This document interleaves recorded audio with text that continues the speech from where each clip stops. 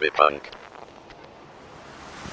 So every year, Steam has an event called NextFest, where developers can release early builds of the game as demos to get the word out. And every year, I ignore it.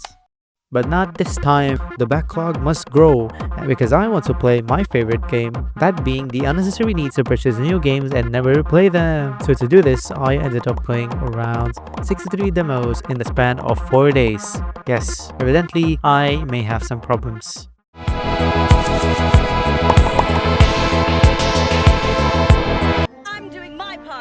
I'm doing my part. I'm doing my part. It's fun to run around and kill bugs, and it's made by the people who made Boltcom. What's not to like? I enjoyed murdering my teammates in various ways, and the fact that I had zero consequences for doing so is amazing. Balatro like mixed with Bejeweled, where you make crazy combos by rearranging cards, and when you win, a cockatiel comes out and says,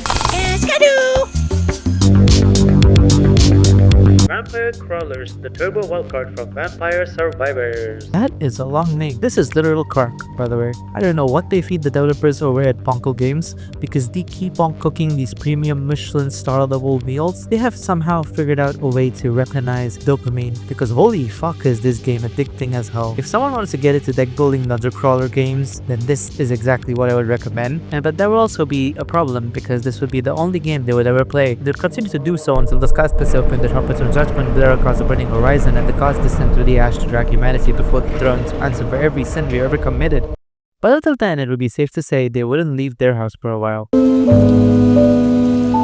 So this is a Kickstarter backed game that I've had my eyes on, but I haven't really tried it out yet. And this is the excuse that I get. And I fear I may have been missing out, because the combat of this game is pretty good, bloody. There's 2 modes out right now to give people a taste of the combat system, Tournament and Arena, but this is actually going to be an open world RPG in the vein of something like Gothic, and I can't wait to explore this world. The unique thing about this game is that literally every single NPC in the game world will remember every single thing that you do and might react to it in a multitude of ways. One example is if you murder the shopkeeper after stealing from him, his friend from a different part of the world might hear of this and come to hunt you down. Pretty cool stuff. Okay, this might be cheating kinda, because I already have around 3 hours on this game, but still, if you wanted something like Hi-Fi Rush but with Arkham's combat, then this is the game for you. The best part is, you can import your own music. I cannot wait for this one to come out, dude. It's just awesome.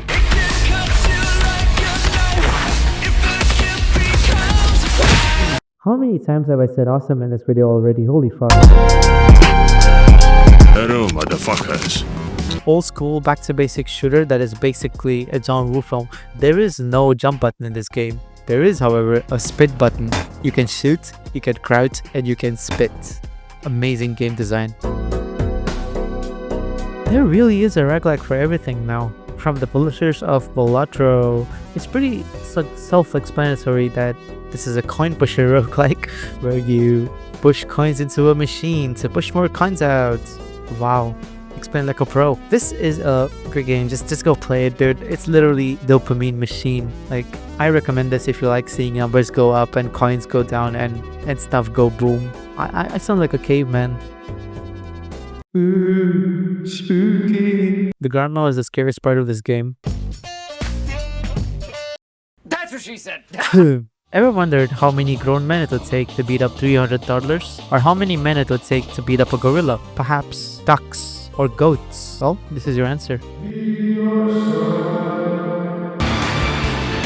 I absolutely love recommend people music, so being able to do that in a record store is an amazing idea for a game, and I'm a big fan of Valhalla, and this one is right up my alley. I managed to capture the magic of figuring out what a certain person wants in their music, even if they don't realize it themselves. It's just really cozy and a wonderful experience that I think everyone should try, even if they aren't really fans of this genre. Oh, and look at this. He's adorable. Oh, and this. Unstoppable. You know, from the name you would expect to play as Sushi, but no, you run a sushi restaurant, just passed down to you by Mr. Miyagi. It feels like it was put together with pre-made assets, duct tape, and hopes and dreams. The animations are... Evolution. This is a great little game where you feed on creatures, evolve to learn new abilities, feed on more creatures, evolve even more, and try to beat 4 big creatures to win the run. I mean, do you expect me to kill these cute little critters? I low-key feel bad. They're so cute. Look at them. Look at him. Look at this duck with a hat. He's so cool. I did not have any expectations for this one, but it blew them out of the hypothetical water. Finally, the first game has a big fan base, but because this was pretty fucking good. That demo was one of the most fun I had. The atmosphere is out of this world. The fights are simple. It's Souls-like. It's pretty good for what it is, but I really dig the atmosphere and the lore. The camera angle really helps here, and it reminds me that I finally need to get down and start playing the Resident Evil games, starting with the first one. I'll be checking this one out when it releases. Beautiful fluid animations, amazing art style that's mostly black and white with this vivid colorful backgrounds. Gunplay is really satisfying and the gameplay is as straightforward as it can be, and it's literally what you see on screen right now. But the ammo system is pretty unique in which you need to kill enemies to get more ammo. Pretty good. Look at this alligator. I'll definitely be getting this one when it releases.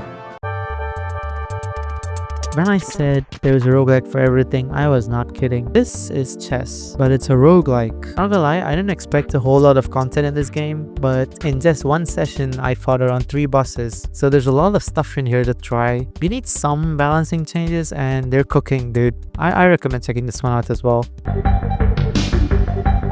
This is like a mix of Enter the Gungeon and Gunfire Reborn. I say that because there's lots of weapon variety and build variety in this one, but there's elemental synergy, so you can play around with that and create insane combos. It's pretty fun.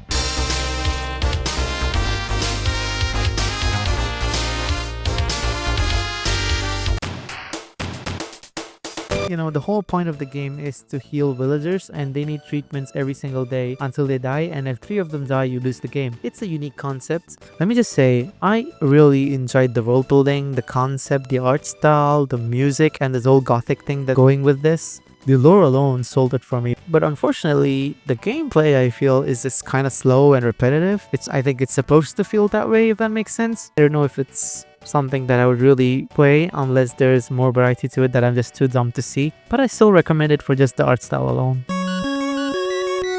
I don't usually like idle games like this. This was interesting enough with the devil team and all. It's okay. Ever wanted to fish in a swamp with horrors beyond mortal comprehension? Now you can! It's fine, but it is meant to be played with friends. I don't know what those are.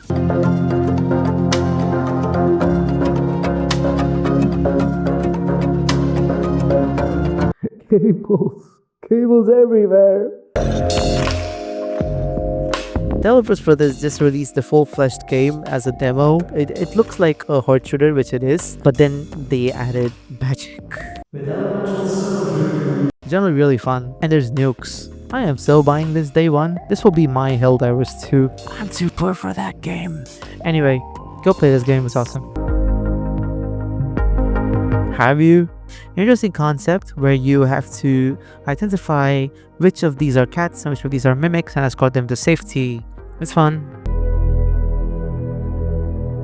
An action-adventure platformer which has a beautiful cel-shaded art style, but I don't really know how I feel. I would have to play a lot more of this, which is not in the demo, to really form a better opinion. It's stunning to look at, but don't get me wrong, I don't really feel that good with the gameplay because it's just so basic. It just feels like a first iteration, you know, like this is a solid foundation here, but it still needs more time in the oven to really cook, or maybe just not my cup of tea. I don't know. Damn. This game is beautiful and something I generally don't expect to love. This is gonna be another day one buy for me because it truly deserves it. It just oozes charm and it feels like a passion project. The music, the art style, the platforming are amazing and it really adds to the overall vibe of the game. It also helps that it borrows some things from Celeste and fills that void for me too. But overall, I recommend checking this one out because the movement is just so satisfying. Good game.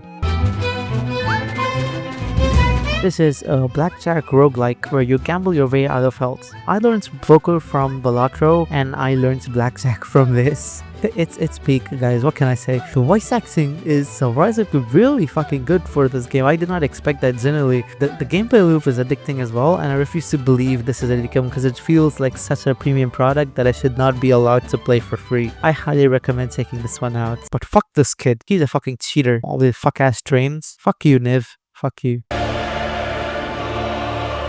If this game turns out to be as good and consistent as this demo, then we are in for a treat, because this is one of the best demos I've played in a while.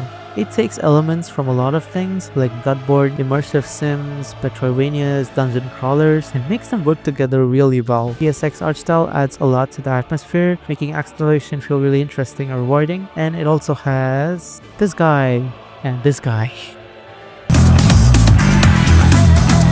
This is the pirate game I've been looking for ages. It's like a mix between Valheim and Enshrouded, but with pirates. I cannot wait for full release. There's so much to do with just the demo, and I love the fact that it's playable offline. We need more games to do this. Thank you, Windows. This one tries to be relaxing, but it just ended up pissing me off. I think I am in the minority who did not enjoy this one.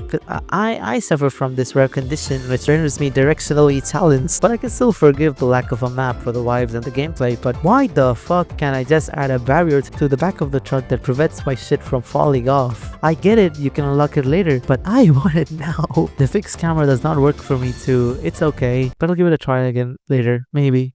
No, I won't. Man, I wish there was a game that let me do skateboard tricks but with high-speed bullet trains.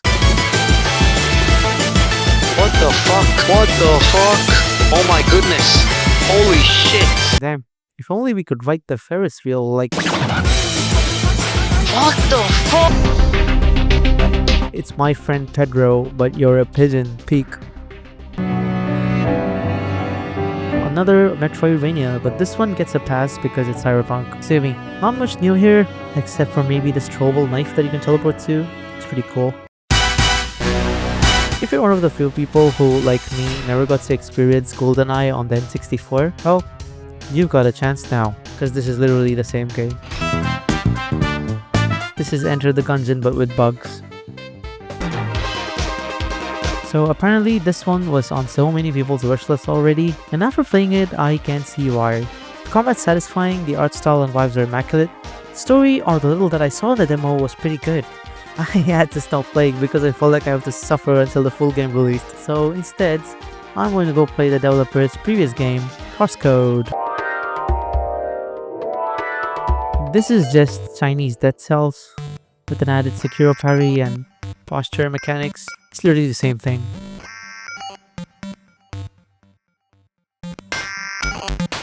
This is just Star Fox. Soul Quest is 2D Devil May Cry, and I see the potential once they polish the platforming sections and the fact that I can just bully enemies with like one combo. They need to fix that, or they don't have to, I don't care. I see the potential and I give it my seal of approval. You can pet the dog and the cat. I love Green Butchers and Some Like It Rare. I like those movies a lot, so this was right up my alley. It's a cozy game where you manage a hot dog fast food restaurant, and when you run out of meats, you pay a visit to the nearest graveyard, dig up a body, butcher it, and feed it to your unsuspecting customers. Fun for the entire family! Psychedelic, fast-paced platformer, action, zoomer, shooter, well, I don't know how you define this one. Cat flesh for more.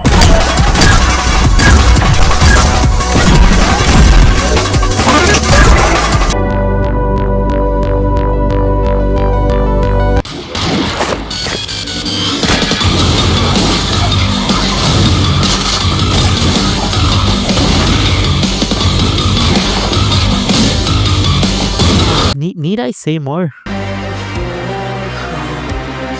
Okay, so this game has been on my wishlist for a while now. It was supposed to come out in 2022, but got postponed to 2023, then 24, and then now it's finally releasing this year in March. Oh, at least we have a demo. I was satisfied in a few ways, and disappointed in a few others. This isn't to say that the game is bad, but the combat could certainly be improved. The visuals are immaculate. Animations sometimes I feel are kind of sluggish, sort of input delay, and I really want to be able to do all of them, not just have it be tied to specific scenes in the game. And the combat is just watered down Arkham style. Attack, counter attack with a special instinctive finisher that shows up when you build up a combo, a dodge. It's alright, but I'm being optimistic and hoping that they're saving the real spectacle for the full game release. The atmosphere and vibes though are excellent, and I really want to explore this world a lot more and reach our protagonist, who is an AI trapped in a human body. Recommend this. Waterfunk went beyond my expectations. I expected a simple twin-stick roguelike, but the game added a little twist to that by incorporating a day and night cycle with a weather system. Essentially, you get to choose perks that only activate when the time and weather conditions are met, and this can range from double damage when it's raining, faster reloads when it's the day, or powerful abilities like the immunity to fire but only during the day. You essentially go to these islands and find fuel so you can get back to the next island. It's a pretty good concept and it works flawlessly. There's a lot of guns and a lot of perks to choose from, and I played quite a bit of the demo, so I'm looking forward to the full release. Highly recommend. I died a lot to the final boss, but I did kill him once. But then I'll just play the clip for you. Yes. Yes. Finally. I did it. You drive around in a camper van and do stuff in a decent sized open world. It's relaxing and has quite a few fun ideas, like building on top of your van itself. And I played this for like 3 hours straight. I don't really like these kind of games, but this was awesome. It's really good. And it's cozy as fuck. Oh, speaking of cozy, here's... Cozy. If you're one of those people who doom scrolls, try not to say wow, satisfying video that relaxes you before sleep, then this is the game for you. Konbini. Get it? You manage a convenience store in 90s Japan. The demo's pretty short though, but it was really neat for what it is. We all know the saying, there's always a bigger castle. Move around consuming towns, sheep, windmills, villagers, guards, horses, and other castles to grow and become the biggest castle on the map. It's great. It's a ability and a pair of upgrades to choose from. I really hate these big spiky guys. Fuck them. Super Meat Boy, but in 3D. Amazing, I know. This is a drilling exploration game and a little bit of animation as well. It's okay. So this one had a pretty big demo. It's a survival sandbox set in a post-apocalyptic Rome that has some colony building elements where you go around and find random citizens to bring to your town while giving offerings to the Roman gods to keep them happy. I only played a few hours because, you know, and it was pretty good. If you've already beaten stuff like Terraria, Stardew Valley, Valheim, and Corekeeper, this one will keep you and up to 10 of your friends occupied. Who am I kidding? You don't have any friends. Neither do I. This is a Wordle roguelike mixed with Balatro and slot machines. It's very orangey heavy, but I can see the vision here. It's an interesting take where you need to intentionally mess up by not guessing the correct word so you damage the enemy, lest you damage yourself. That's kind of short though. I'm not really a fan of these grid-based tactic games, but now I understand what I've been missing out on. XCOM 2 and Eugenics both will finally be played in my library because of this cute little game. It diverges from the classics by incorporating a raid system where if the enemies damage the map resources or one of your orcs, they get angry, and once all of the bars are filled, you go to a blind rage and the game is over. It's good, but once I figured out the basics and saw a recurring pattern in the gameplay, it just became way too easy for me. I just wish there were some more curveballs in this demo and unique enemies to fuck with me. It would have been more fun, but again, it's a demo, so check it out. Speaking of tactics, this is a rhythm-based tactics roguelike. It's great, what can I say? It's pretty good. I keep fucking up the rhythm minigames though. Fuck my life. Love the vibes. This is a fun roguelite. The item names are goofy and the concept's pretty fun. I don't know, I don't really know if I can say anything here. I just want you to go play this game. We are finally getting some more vehicular combat games, and this one fills the slot really nicely. All you need is give me a cockpit camera view, a VR mode, and I am set. Get it? Set because it's a driving game. No, this is not a joke, this is a real game. It's a Souls-like with dinosaurs and a Sekiro parry. Feels like a tech demo though, but I guess this is a proof of concept with developer. It's fun. This is a great spin on the usual creature collecting genre where you possess these creatures called Voidlings. You evolve them and genetically enhance them and fight off waves of enemies called Legion. It's made by some ex-Skylanders and Borderlands devs and it shows because the movement isn't really crisp and the shooting feels satisfying. I got one of these evolutions for my Voidling that was way too OP. It made the game really fun to play. I highly recommend this one. Egg. Platformer with egg. Tito. This is a cute 3D platformer with an interesting concept where you observe objects and can use their powers to traverse the environment. I wasn't really excited for this one like so many people were because I'm just not a Bungie fan. I don't really like Destiny. This is the most played demo on Next Fest. Okay, it was fine. The art direction is my favorite part of this. The world building atmosphere are great. Otherwise, I'm not really a fan. That's okay, not every game's for everyone. It's pretty straightforward. You drill 2 mines and go from point A to point B. Keep up your oxygen levels and try not to die. Satan wants you to find the exit in this boomer shooter, and if you want to reload, that's too bad. Fuck you.